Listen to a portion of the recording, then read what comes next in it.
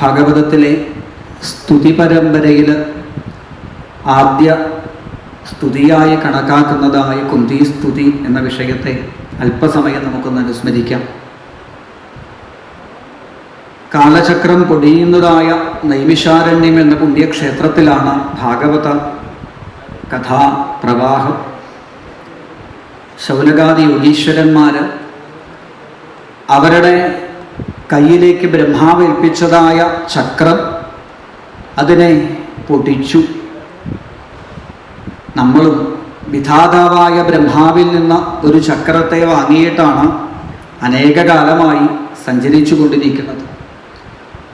പക്ഷേ ഇവിടെ നമ്മൾ ചക്രം ഉരുട്ടുകയല്ല ചെയ്യുന്നത്, പിന്നെയോ ചക്രം നമ്മളെ ഇട്ട് ഉരുട്ടുക ചെയ്യുന്നത്. പുനരപി ജനനം പുനരപി മരണം പുനരപി ജനനീ ജഠരേ ശയനം. ഈ ജനനമരണമാകുന്നതായ പ്രാരബ്ധ ചക്രത്തെ പൊടിക്കാനുള്ള ഏകമാർഗം അത് നൈമിഷാരണ്യത്തിലെത്തുക എന്നുള്ളതാണ്. എന്താ നൈമിഷാരണ്യത്തിൻ്റെ പ്രത്യേകത? എപ്പോഴും ഭഗവത് കഥകൾ മുഴങ്ങുന്നതായ ഒരു സ്ഥലം. ആ ഈശ്വര കഥാമൃതത്തിൽ എല്ലാം മറന്ന ഭിദ്യതേ ഹൃദയഗ്രന്ഥി ഛിദ്യന്തേ സർവസംശയാഃ ക്ഷീയന്തേ ച അസ്യ കർമാണി. കർമ്മത്തെ ക്ഷയിപ്പിക്കാനും അഹങ്കാരഗ്രന്ഥിയെ നശിപ്പിക്കാനും ജനിച്ചത് മുതൽ നമ്മളൊക്കെ ചോദിക്കുന്ന ഒരു ചോദ്യമാണ്, എനിക്കാരാണ് ആശ്രയം? പലതിനെയും മാറി മാറി മാറി പരീക്ഷിക്കുന്നതിനേക്കാൾ ഭംഗിയായിട്ട് നമ്മൾ ഓരോരുത്തരും സുഖത്തിന് വേണ്ടി പല വസ്തുക്കളെയും പരീക്ഷിച്ചു നോക്കുന്നുണ്ട്.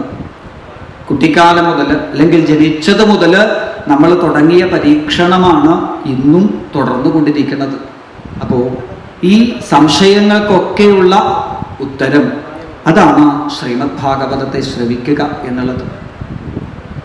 അങ്ങനെ ഭാഗവത കഥാശ്രവണത്തിനായിട്ട് യാഗശാല തയ്യാറാക്കിയതായ നൈമിഷാരണ്യത്തിലെ ശൗനകാദി യോഗീശ്വരന്മാർ അവരുടെ മുൻപിലേക്ക് ഉഗ്രശ്രവസ് എന്ന ഭാഗവതോത്തമനായ ആചാര്യൻ എത്തിച്ചേരുന്നതായ രംഗം. ആ ഉഗ്രശ്രവസ്സിനെ സ്വീകരിച്ച് ശൗനകാദികൾ ചോദിച്ച ഒരു ചോദ്യം, ആത്യന്തികമായ ക്ഷേമം, നിത്യമായ ആനന്ദം ഒരു മനുഷ്യന് എവിടെ നിന്ന് ലഭിക്കും? ഇവരൊക്കെ ഇങ്ങനെ ചോദിച്ചു വച്ചത് നമുക്ക് എത്ര എളുപ്പമായി നോക്കുക.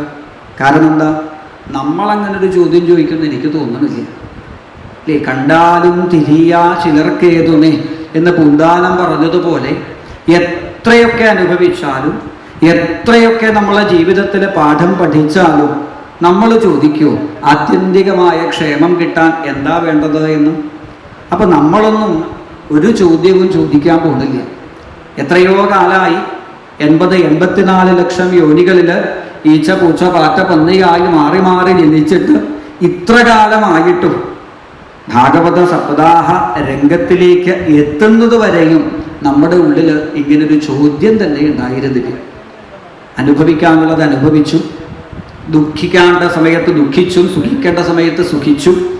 ആ സുഖം നഷ്ടപ്പെടുമ്പോൾ വേവലാതിപ്പെട്ടും കഴിഞ്ഞ് നമുക്ക് വേണ്ടിയിട്ട് ഭാഗവതത്തിലെ ഓരോ തരത്തിലുള്ള ചോദ്യങ്ങൾ, എല്ലാ തരത്തിലുള്ള ചോദ്യങ്ങളും ഭാഗവതത്തിൽ ശൗനകാദികളാണെങ്കിലും ഇനിയിപ്പോൾ വിതുരനാണെങ്കിലും ഇനി പരീക്ഷിത്താണെങ്കിലും ഉദ്ധവനാണെങ്കിലും ദേവഹൂതിയാണെങ്കിലും ചോദ്യങ്ങൾ ചോദിക്കുന്നത് അവർക്ക് വേണ്ടിയിട്ടല്ല എന്ന് നമുക്ക് ഉറപ്പിക്കാം. കാരണം ഇവർക്കൊന്നും ഇനി ഭഗവാനോട് ചോദിച്ചിട്ട് എന്തെങ്കിലും കിട്ടേണ്ട ആവശ്യം ഉണ്ടായിരുന്നില്ല. ദേവഹൂതിക്ക് സ്വന്തം മകനായിട്ട് ഭഗവാൻ വന്നിട്ടുണ്ട്. ആ ഭഗവാനെ സാക്ഷാത്കരിക്കാൻ യാതൊരു തരത്തിലുള്ള ബുദ്ധിമുട്ടും ദേവഹൂതിക്ക് ഉണ്ടായിരുന്നില്ല. വസുദേവർക്ക് നാരദ മഹർഷി പറയുന്നുണ്ട്, വസുദേവര് നാരദരെ കണ്ടു കഴിഞ്ഞാൽ ആകപ്പാട സംശയമാണ് വസുദേവർക്ക്. അതുകൊണ്ട് തന്നെ നാരദര് ദ്വാരകയിലേക്ക് വസുദേവരെ പേടിച്ചിട്ടാണ് അധികം വരാത്തത്. കാരണം നാരദരെ കണ്ടാൽ വസുദേവര് സംശയം ചോദിക്കാൻ തുടങ്ങും. ഇവിടെ വസുദേവര് ചോദിക്കുന്നുണ്ട്, ഭഗവാനെ സാക്ഷാത്കരിക്കാൻ ഭഗവാന്റെ ഭാഗവത ധർമ്മം വളരെ ശ്രേഷ്ഠമാണ് എന്ന് ഞാൻ കേട്ടിട്ടുണ്ട്. എനിക്ക് ഭാഗവത ധർമ്മം ഒന്ന് പറഞ്ഞു തരണം നാരദ മഹർഷി. അപ്പോൾ നാരദര് പറയുന്നുണ്ട്, തന്നെ ശകാരിച്ച ശിശുപാലന് പോലും മോക്ഷം കൊടുത്ത ആളാണ് ഭഗവാൻ. തന്നെ മടിയിലേക്ക് എടുത്തു വെച്ച് വിഷം നൽകിയ പൂതനയ്ക്ക് പോലും സദ്ഗതി കൊടുത്ത ആളാ ഭഗവാൻ. അങ്ങനെയുള്ള ആ ഭഗവാൻ അങ്ങേക്ക് സദ്ഗതി തരുന്നുള്ള കാര്യത്തിൽ സംശയമില്ല. എന്നിട്ടും അങ്ങിങ്ങനെ ചോദിച്ചു എന്നുണ്ടെങ്കിൽ ഇത് നാളെ എത്രയോ ഭക്തന്മാർക്ക് വേണ്ടിയിട്ടുള്ള ഭഗവാന്റെ ഒരു സമ്പത്തായിട്ട് മാറും. അപ്പോൾ ഭാഗവതത്തിലെ ചോദ്യങ്ങളൊന്നും നമ്മൾ ചോദിക്കില്ല, ഇവരിങ്ങനെ ചോദിച്ചു വച്ചതുകൊണ്ട് നമുക്ക് വളരെ സൗകര്യമായി. സംസാരിണാം കരുണയാഹ പുരാണഗുഹ്യം. വേദവ്യാസാദി ഋഷീശ്വരന്മാരുടെ പ്രത്യേകത എന്താ? അവർക്ക് ശരിക്കും ഈ പറഞ്ഞതായ ലൗകിക സുഖങ്ങൾ ഇല്ലാത്തവരല്ല.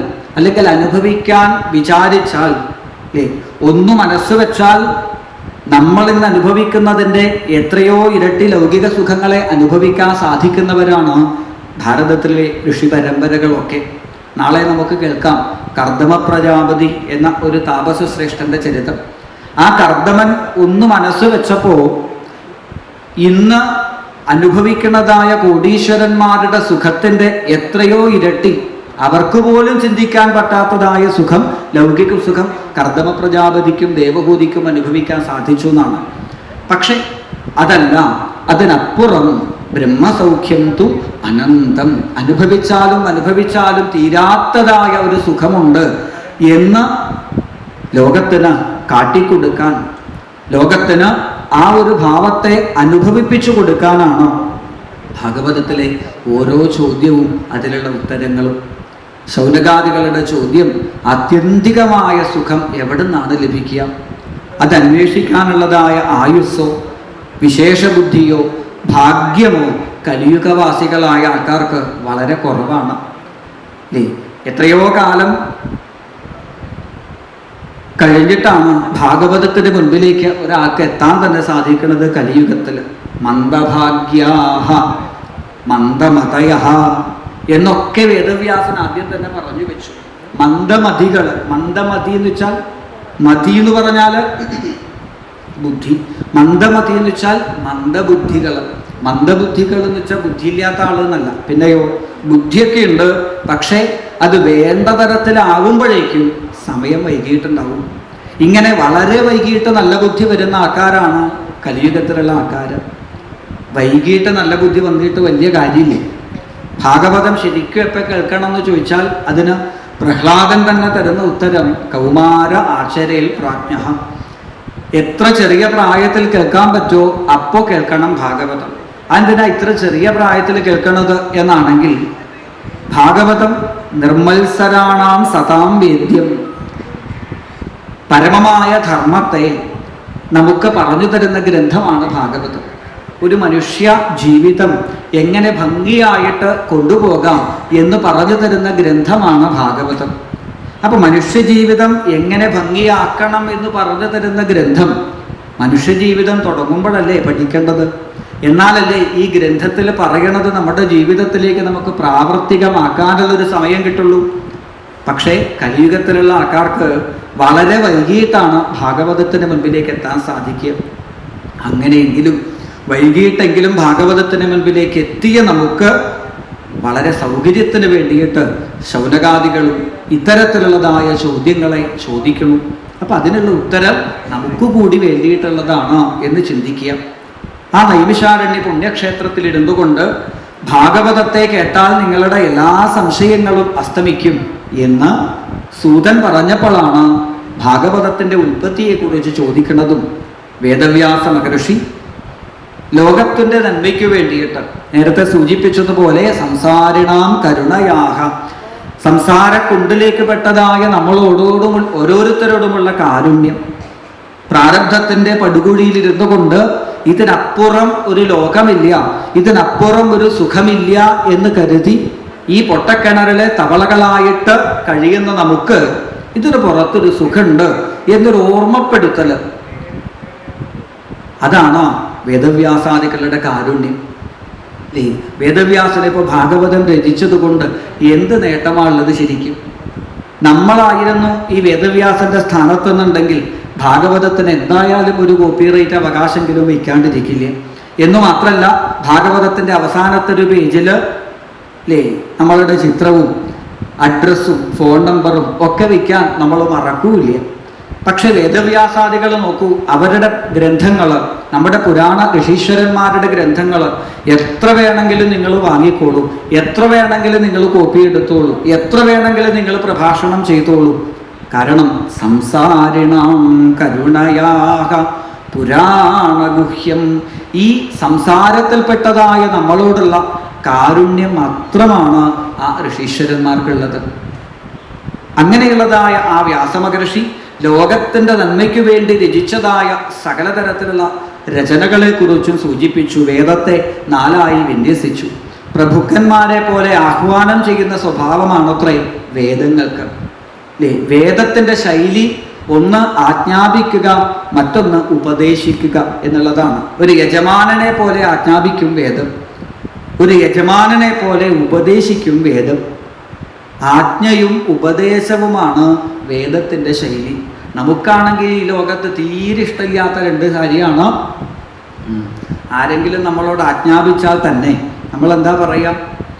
ആരെങ്കിലും നമ്മളെ ഉപദേശിക്കാൻ വന്നാൽ അയാളുടെ മുമ്പിന്ന് തലയൊക്കെ കുലുക്കുമായിരിക്കും. പക്ഷേ മാറിക്കഴിഞ്ഞാൽ അപ്പം നമ്മൾ പറയും, ഇവനാരാ എന്നെ ഉപദേശിക്കാൻ? അപ്പോൾ വേദത്തിന് എന്തുകൊണ്ട് സ്വീകാര്യത കുറഞ്ഞു എന്ന് വെച്ചാൽ പല കാരണങ്ങളുണ്ടാകാം.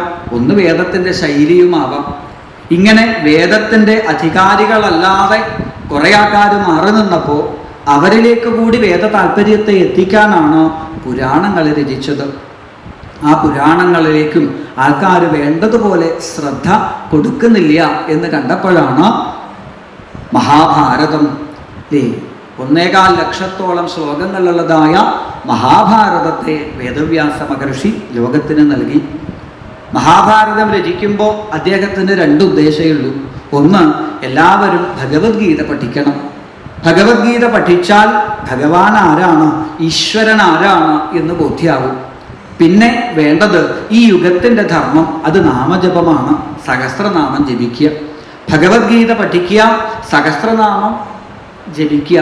ഈ 2 ഉദ്ദേശത്തിലാണ് വ്യാസൻ മഹാഭാരതം നിർമ്മിച്ചത്. പക്ഷെ മഹാഭാരതം എന്ന് കേട്ടാൽ ഈ പറഞ്ഞ 2 സാധനം നമുക്ക് ഓർമ്മ വരാറില്ല, അല്ലേ? നമുക്കൊക്കെ ഇപ്പോൾ മഹാഭാരതം എന്ന് കേട്ടാൽ ടി വിയിൽ കണ്ട യുദ്ധമല്ലാണ്ടേ ഭഗവത്ഗീതയോ കൃഷ്ണനെയോ ഒന്ന് ഓർമ്മ വരാൻ ബുദ്ധിമുട്ട് തന്നെയാണ്. ഇവിടെയാണ് വ്യാസമഹർഷിക്ക് തൻ്റെ ഇത്രയും വലിയ ഗ്രന്ഥത്തിൻ്റെ ആ ലക്ഷ്യം പോലും തികയ്ക്കാൻ സാധിച്ചില്ല എന്നുള്ളതായ സങ്കടം വന്നത്. ഈ ഒരു വിഷമം, ഈ ഒരു ദുഃഖം വേദവ്യാസ മഹർഷിക്ക് വന്നപ്പോഴാണ് അദ്ദേഹത്തിൻ്റെ മുൻപിലേക്ക് സാക്ഷാൽ ശ്രീനാരദ മഹർഷി അവതാരം ചെയ്യുന്നത്. എല്ലാ ധർമ്മവും ചെയ്താൽ കിട്ടുന്നതാണ് കൃതകൃത്യത എന്നുള്ളത്. കൃതയുഗം എന്നൊരു യുഗമുണ്ട്, അല്ലേ? ആദ്യത്തെ യുഗമാണ് കൃതയുഗം. എന്താ ആ യുഗത്തിന് അങ്ങനെ ഒരു പേര് വരാൻ കാരണം? കൃതകൃത്യ പ്രജാജാത്യ തസ്മാൽ കൃതയുഗം വിദു. അവര് കൃതകൃത്യന്മാരായിരുന്നു. ചെയ്യേണ്ടതേ അവർ ചെയ്തിട്ടുള്ളൂ, ചെയ്യേണ്ടാത്തത് അവർ ചെയ്തിട്ടില്ല. ഈ ഉറപ്പ് അവർക്കുള്ളത് കൊണ്ട് ഒരു തരത്തിലും അവർക്ക് ദുഃഖം എന്നുള്ളതുണ്ടായിരുന്നില്ല, ഭയം എന്നുള്ളതുണ്ടായിരുന്നില്ല. എന്നാൽ ഓരോ യുഗം കഴിയും തോറും ഈ കൃതകൃത്യത എന്നുള്ളത് കുറയാൻ തുടങ്ങി. നമ്മളൊക്കെ ഇപ്പോൾ ഈശ്വര എന്നൊക്കെ വിളിക്കുന്നുണ്ടെങ്കിൽ, നമ്മളൊക്കെ ഇവിടെ ഓരോ നിമിഷവും ഭയക്കുന്നുണ്ടെങ്കിൽ, നമുക്കൊക്കെ ചെയ്യേണ്ട പലതും ചെയ്തിട്ടില്ല എന്നൊരു തോന്നൽ നമ്മുടെ ഉള്ളിലുണ്ട്. ചെയ്യേണ്ടാത്തത് പലതും ചെയ്തു എന്ന ഭയവും നമ്മുടെ ഉള്ളിലുണ്ട്. ഇവിടെ ഇത്തരത്തിൽ വല്ല ന്യൂനതകളും നമ്മളുടെ ധർമ്മത്തിൽ സംഭവിച്ചിട്ടുണ്ടെങ്കിൽ അതൊക്കെ ഇല്ലാണ്ടാക്കി കൃതകൃത്യതയെ തരാൻ ഒറ്റ വഴിയേ ഉള്ളൂ, ഭാഗവത ധർമ്മം അനുഷ്ഠിക്കുക. വേദവ്യാസന് തന്നെ അതാണ് സംഭവിച്ചത്. താൻ ചെയ്യേണ്ടതെല്ലാം ചെയ്തു, എന്നിട്ടും എന്താ മനസ്സിനൊരു സന്തോഷമില്ലാത്തത്, എന്താ ലോകത്തിനൊരു തൻ്റെ ഗ്രന്ഥങ്ങളിലേക്ക് താല്പര്യമില്ലാത്തത് എന്നൊരു വിഷമം വേദവ്യാസന് വന്നപ്പോൾ അവിടെ സാക്ഷാൽ നാരദ മഹർഷി വന്ന് ഭാഗവത ധർമ്മത്തെ ഉപദേശിക്കുന്നതായ രംഗം. അപ്പോൾ ഭാഗവത ധർമ്മത്തെ അനുഷ്ഠിച്ചതോടുകൂടിയിട്ട്, ഇല്ലെങ്കിൽ ഭാഗവത രചനയോടുകൂടിയിട്ട് കിട്ടേണ്ടതായ ആ കൃതകൃത്യത, ധന്യത വേദവ്യാസ മഹർഷിക്ക് ലഭിച്ചു.